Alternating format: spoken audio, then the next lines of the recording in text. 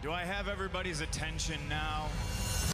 Coming in at number 10, we have Team Nexus versus Team Cena, SummerSlam 2010. The Nexus storyline invasion could have been something amazing for many of the young wrestlers' involved careers. But instead what we saw was most of the team be buried by John Cena. Rumors say that John Cena changed the ending of the match, which would have had originally the new talent go over. On a podcast, Jericho and Edge both said that they talked to Cena and tried to convince him to give Nexus the win, saying that a win for Nexus would have been a win for the entire company, but instead what we saw was Super Cena pretty much defeat Nexus on his own.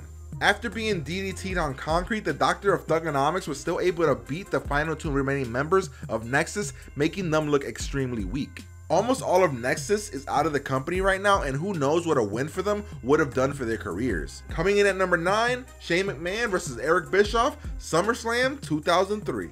When you think of SummerSlam, you think about the party of the summer for a wrestling fan. The show where we get amazing storylines either beginning or ending. What we don't expect to see is for nothing of substance to happen. I know that Shane McMahon and Eric Bischoff are not trained wrestlers, but Shane has been known to put on some fun matches from time to time. So when creative decides to give them a storyline, I expected them to actually try and give a shit.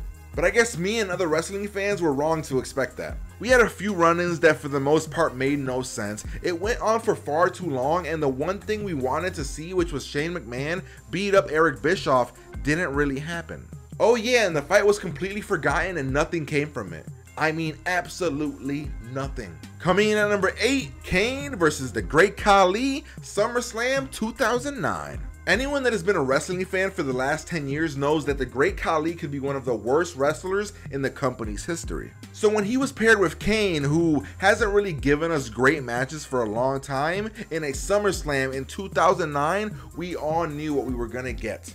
Something absolutely terrible. And what we witnessed was a match that was slow, boring, and painful to watch. I mean, when Jim Ross, who is one of the best commentators in the company's history, starts to mock the match, you know that what we're seeing is something truly horrible. The match only lasted 5 minutes, but it felt like it was an hour-long match. I mean, I would try to show you guys some highlights, but in all honesty, there weren't any.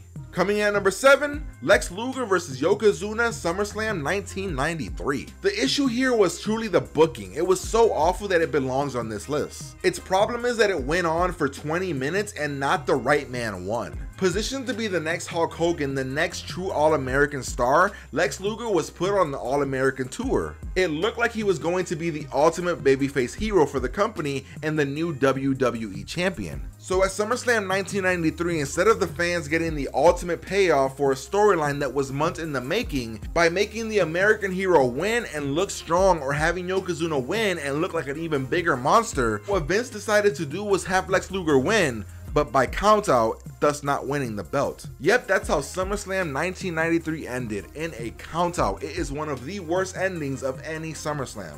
Everyone involved lost. Lex Luger, Yokozuna, the fans, I mean, even the referee might have lost. I mean, we don't know what the point of this was, and I don't think Vince McMahon does either.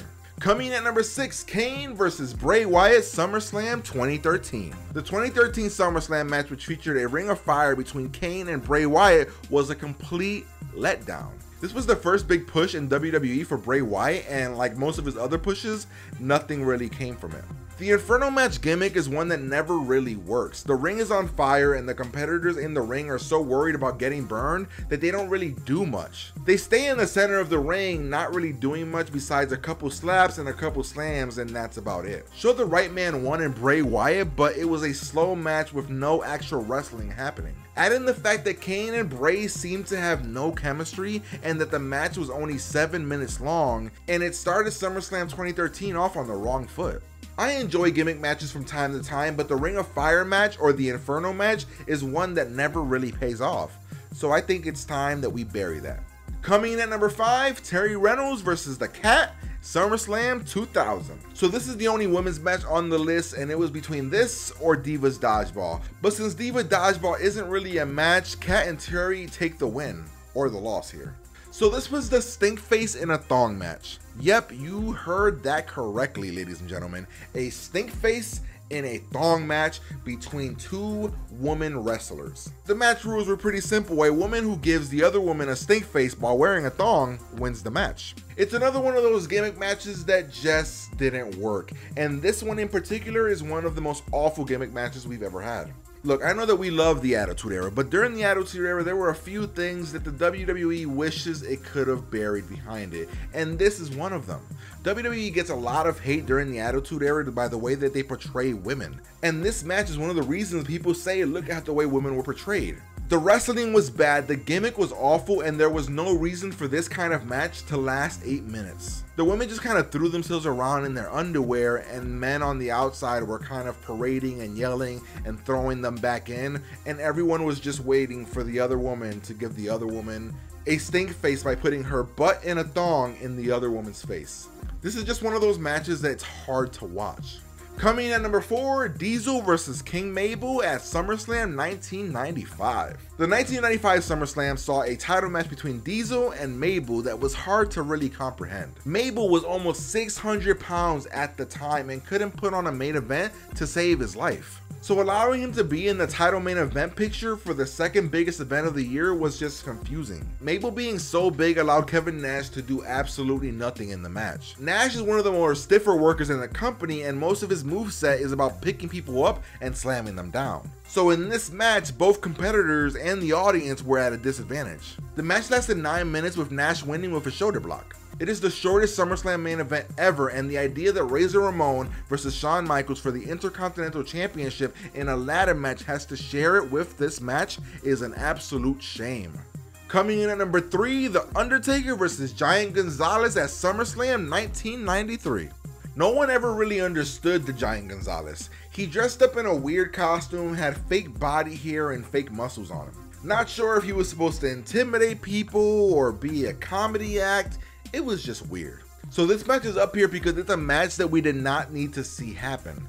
The WWE saw the fiasco that The Undertaker and Gonzalez put on at WrestleMania, yet they still decided to give them a rematch. This SummerSlam match was no better than the Mania match, and for about 8 minutes, we watched one of the worst pure wrestling matches of all time. The selling was horrible, the storytelling was abysmal, and to top it all off, this was the match that pretty much ended the Giant Gonzalez's WWE career, as he was let go from the company right after. Coming in at number 2, Batista versus the Great Khali, SummerSlam 2007. 2007 for the WWE was not the greatest year, and SummerSlam's World Heavyweight Championship match was one of the worst moments for the company. You know things are bad when the WWE puts the title on the Great Khali. Yup, that Great Khali, the one that is one of the worst workers in the company's history, he was our WWE champion in 2007. Khali is a bad worker and he always feels awkward in the wrestling ring. So when he gets put up against Batista, who is not known to be the greatest worker in the ring, we all knew that it was going to be hard for the WWE to hide his deficiencies. Maybe if the match wasn't a straight up wrestling match, the match could have been amazing. But Batista can't really put somebody over that's not already a great wrestler. So what we got was two men in the ring kind of throwing each other around, or more like kind of slapping one another for a little bit, and that was the match. It was super poorly wrestled, had a dumb storyline behind it, and for some reason they kept the feud going right after this. Luckily for us, this SummerSlam match only lasted 7 minutes. Yep, you read that correctly, a World Heavyweight Championship match that lasted 7 minutes.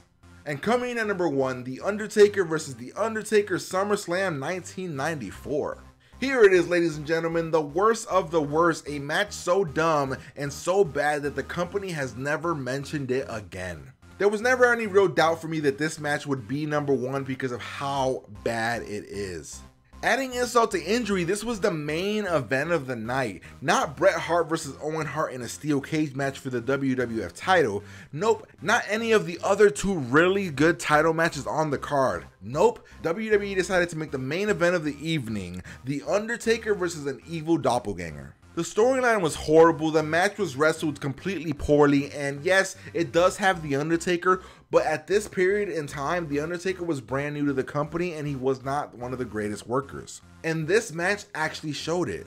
The match was so bad that it's a main event that only lasted 9 minutes. A 9-minute main event with The Undertaker. That's absolute insanity. That has to prove that it's the worst SummerSlam match of all time.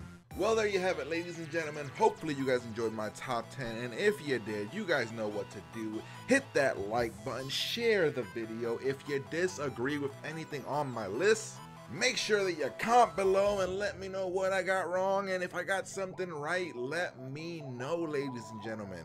As always, guys, like, comment, subscribe, and check out some other videos. Peace! Now that visions are sitting high on my own gold throne, never listening criticism, I built my own.